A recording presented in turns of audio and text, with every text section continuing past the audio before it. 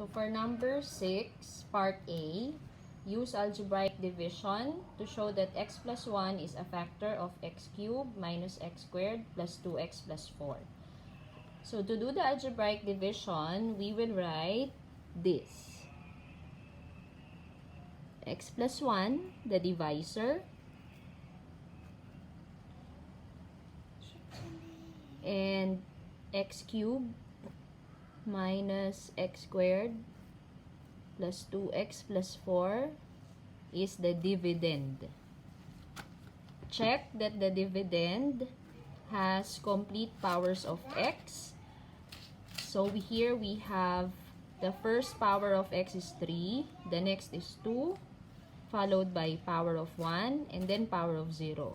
So that is complete powers of x because we have all the powers of x from 3 down to 0. We can now start the algebraic division. So we start with x cubed. We divide it by x, the first term of the divisor. So x cubed divided by x is x squared. We put it on top of negative x squared because they have the same power of x. And then, we multiply x squared by each term in the divisor. So, x squared times x cubed. X squared times 1 is x squared. Then, we subtract. X cubed minus x cubed is 0. Negative x squared minus x squared is negative 2x squared. After this, we bring down the next term, plus 2x. And then we repeat the process. So, first term with the first term in the divisor. Divide. So, negative 2x squared divided by x is negative 2x. Again, put it on top of the term that has the same power of x. So, this 2. Then multiply negative 2x with each term of the divisor. Negative 2x times x, negative 2x squared. Negative 2x times 1, negative 2x. And then again, subtract. Negative 2x squared minus negative 2x squared is 0. 2x minus negative 2x will be 4x. Bring down the next term, 4. Repeat, 4x divided by x is 4. Multiply 4 with x, 4x, and with 1. Then, subtract. 4x minus 4x is 0. 4 minus 4 is 0. Nothing more to bring down. So, we got the result of the division is 0 as the remainder and x squared minus 2x plus 4 as the quotient. Since the remainder is 0, we say that x plus 1 is a factor of x cubed minus x squared plus 2x plus 4. So, let's write that down. Since the remainder is 0, x plus 1 is a factor of x cubed minus x squared plus 2x plus 4. Again, this is the dividend, the divisor, the remainder, and the quotient, the result of the division. There you go.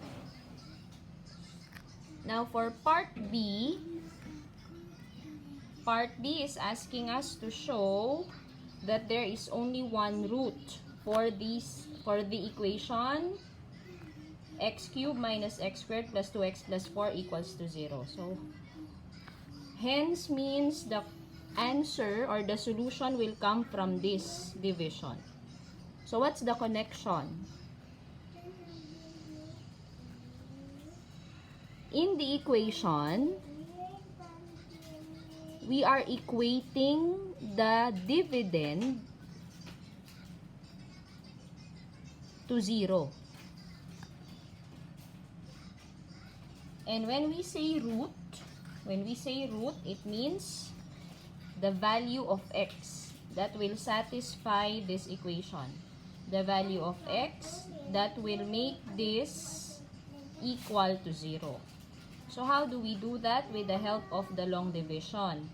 So from the long division, the result is that x cubed minus x squared plus 2x plus 4 is identical or the same or equal with x plus 1 times x squared minus 2x plus 4 plus 0. Divisor times dividend plus the remainder. If we expand this and simplify, we will get this result. So basically, in other words, since this is 0, so this is how we will solve or find the root of the equation. This is 0. So 0 is equal also to this.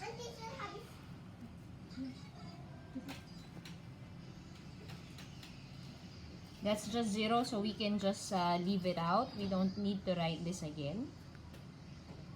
And then from here, we see two factors. We call this the linear factor. And we call this the quadratic factor.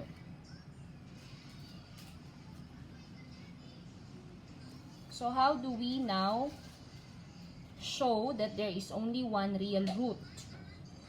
So we need to find the roots first. The roots are the values of x. So how do we find the roots? So from the two factors, that means x plus 1 should be equal to 0. Because if this is 0, 0 times anything here will of course result to 0. Same for the quadratic factor. The quadratic factor should also be equal to 0. Because when this is 0, again, 0 times this, 0 times anything will result to 0. And then we know how to solve this now from past lessons of algebra. So here, x is negative 1. And this is a quadratic equation. So let's recall how we solve quadratic equations. We can use completing the square, general formula, or factorization.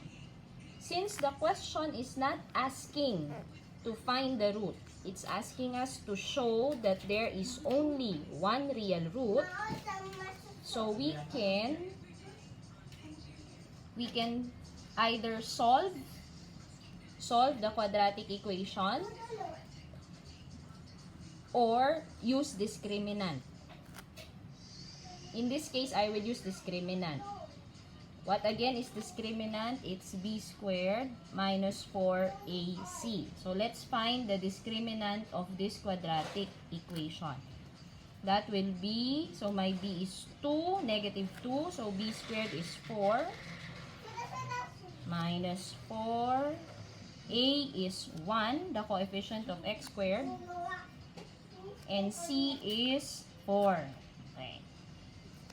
So that means the value of b squared minus 4ac is negative 12.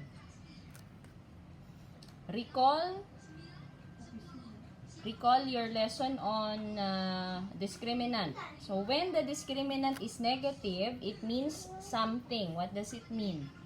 If the discriminant is negative or less than 0,